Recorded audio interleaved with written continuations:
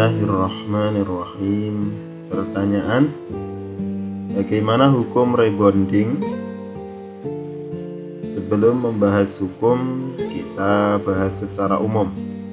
Prinsip umum yang harus dipedomani oleh umat Islam adalah bahwa mengubah ciptaan Allah yang bersifat permanen dengan pengubahan yang juga permanen itu haram atau dilarang. Allah Subhanahu wa ta'ala mengecam keras upaya mengubah ciptaannya secara permanen. Dan aku, yang mengatakan adalah setan, benar-benar akan menyesatkan mereka, akan membangkitkan angan-angan kosong pada mereka, akan menyuruh mereka memotong telinga binatang ternak, lalu mereka benar-benar memotongnya. Dan akan aku suruh mereka mengubah ciptaan Allah, lalu benar-benar mereka mengubahnya. Barang siapa yang menjadikan setan menjadi pelindung selain Allah, maka sungguh menderita kerugian yang nyata. Quran Surat An-Nisa ayat 119. Pengubahan ciptaan Allah diperbolehkan jika 1. Ciptaan Allah itu bersifat tidak permanen atau bisa berubah, seperti umumnya sifat benda. Mengubah kayu menjadi meja, tanah menjadi bata, barang tambang menjadi logam, dan lain-lain tentu diperbolehkan, bahkan dianjurkan. Hal ini karena memang benda-benda tersebut diciptakan untuk sebesar-besar kemanfaatan manusia, sedang agar bisa bermanfaat harus diolah dan diubah sesuai peruntukannya. Allah Subhanahu wa ta'ala berfirman yang maknanya, dialah Allah yang menciptakan segala yang ada di bumi untuk kamu sekalian. Kemudian dia berkehendak menuju langit, lalu diciptakannya 7 langit, dan dia maha mengetahui segala sesuatu. Quran Surat Al-Baqarah ayat 29. Yang kedua, pengubahan ciptaan Allah diperbolehkan jika ciptaan Allah itu bersifat permanen, tetapi pengubahannya tidak permanen, bisa kembali seperti semula. Menyemir rambut yang sudah memutih menjadi hitam, mencukur habis kumis, mencukur sebagian alis, mengenakan kutek pada kuku, dan lain-lain diperbolehkan karena semuanya tidak permanen dan bisa kembali seperti semula. Dalam sebuah hadis sahih riwayat Muslim diceritakan bahwa ketika Rasulullah SAW mengetahui rambut dan jenggot Abu Quhafah, yaitu ayah Abu Bakar radhiyallahu an, telah memutih, beliau menyuruh menyemirnya asal tidak dengan warna hitam. Dalam kitab Al-Muwatta disebutkan bahwa Abu Bakar radhiyallahu an juga menyemir rambutnya. Agar tidak terjadi salah paham tentang dilarangnya menyemir rambut dengan warna hitam di atas, perlu dijelaskan sebagai berikut. Karena waktu itu orang-orang Yahudi kalau menyemir rambut dengan warna hitam, maka agar tidak menyamai Yahudi, Nabi Shallallahu Alaihi Wasallam menganjurkan menyemir dengan warna selain hitam.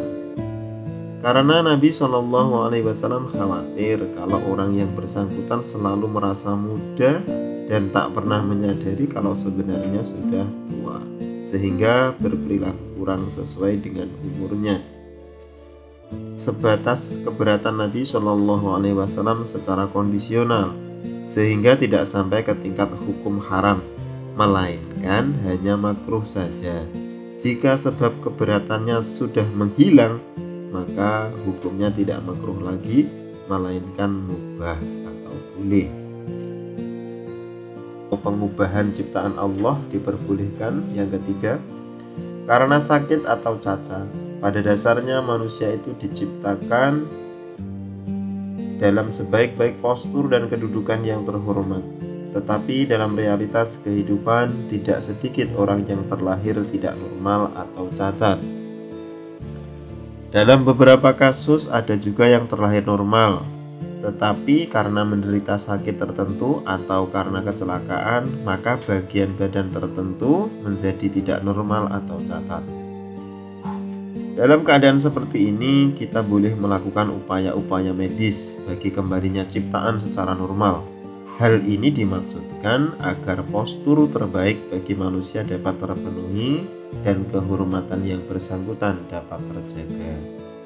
Allah Subhanahu wa Ta'ala berfirman tentang postur dan kedudukan manusia ini.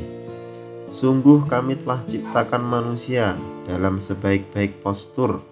Quran Surat At-Tin ayat 4. Dan sungguh telah kami memuliakan anak-anak Adam. Kami angkat mereka di daratan dan di lautan. Kami beri mereka rezeki dari yang baik-baik, dan kami lebihkan mereka dengan kelebihan yang sempurna atas kebanyakan makhluk yang telah kami ciptakan. Quran Surat Al-Isra ayat 70. Sekarang kita memasuki pertanyaan hukum rebonding. Rebonding adalah upaya meluruskan rambut dengan cara tertentu untuk jangka waktu tertentu pula.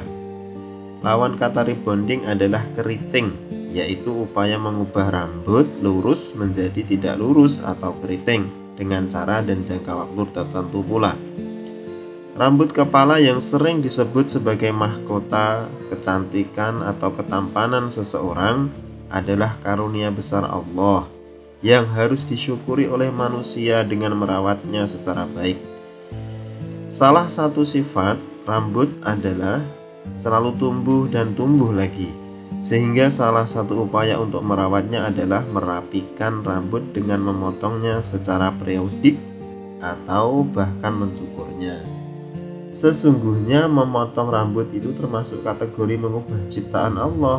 Tetapi karena sifat rambut yang terus tumbuh, maka rambut dapat dikategorikan ciptaan yang tidak permanen. Karena sifatnya tidak permanen, maka mengubah rambut dengan memotong atau mencukurnya hukumnya boleh. Nah, sekarang bagaimana dengan hukum rebonding ataupun keriting rambut? Kalau memotong atau mencukur yang berefek menghilangkan saja boleh, maka meluruskan ataupun mengkeriting yang tidak berefek menghilangkan tentu lebih boleh. Jalan berpikir begini disebut kias aulawi, kias atau dasar pertimbangan prioritas. Oleh karena itu muskil jika ada fatwa yang mengharamkan rebonding. Apalagi hukum haram itu hanya untuk perempuan lajang, jelas lebih muskil lagi. Karena salah satu asas di antara asas yang paling asasi dalam hukum Islam adalah asas kesederajatan, bukan pembedaan. Jika suatu hukum itu haram, maka berlaku haram untuk semua mukallaf, orang yang terkena beban hukum terkait. Maka jika rebonding itu haram bagi wanita lajang, maka seharusnya haram juga bagi wanita non lajang atau yang sudah bersuami. Kalau dasar pengharamannya dikaitkan dengan pamer aurat, maka tidak rebonding pun membuka aurat itu haram.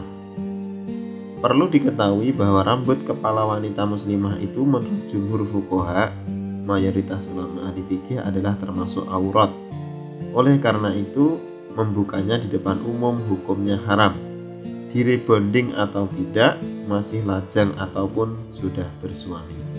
Nah, akan lain halnya jika pengubahan itu bersifat permanen terhadap ciptaan Allah yang juga bersifat permanen dan dalam keadaan normal, maka hukumnya haram.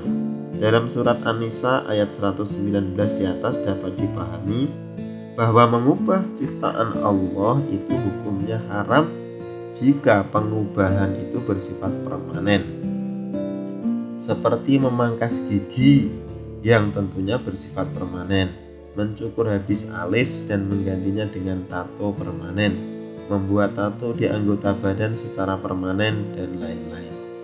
Tetapi kalau pengubahan itu dilakukan karena darurat akibat cacat, misalnya seperti operasi bibir sumbing atau face off, ganti kulit muka, maka diperbolehkan, bahkan mustahab atau lebih disukai. Jadi soal rebonding, prinsip yang harus dipahami dan dipedomani adalah bahwa rambut itu tergolong ciptaan Allah yang tidak permanen, sehingga mengubahnya dengan mencukur, memotong, meluruskan, ataupun mengkeriting hukumnya diperbolehkan. Dan prinsip yang lain adalah bahwa berhias itu merupakan anjuran dan ajaran Islam. Berhias itu dianjurkan atau sunnah, bahkan untuk keadaan tertentu diharuskan, misalnya mau ke masjid atau mau sholat Id. Jika mengubah rambut itu niatnya berhias karena Allah dan demi menyenangkan suami atau istri, malah mendapat pahala. Tapi kalau sekedar mempercantik diri semata-mata untuk unjuk kecantikan, kegantengan, maka hukumnya makruh atau tidak disukai. Bahkan bisa haram jika niatnya untuk menarik perhatian semua lelaki atau wanita. Karena itu pandai-pandailah menata hati dan mengatur niat. Wallahu a'lam bishawab.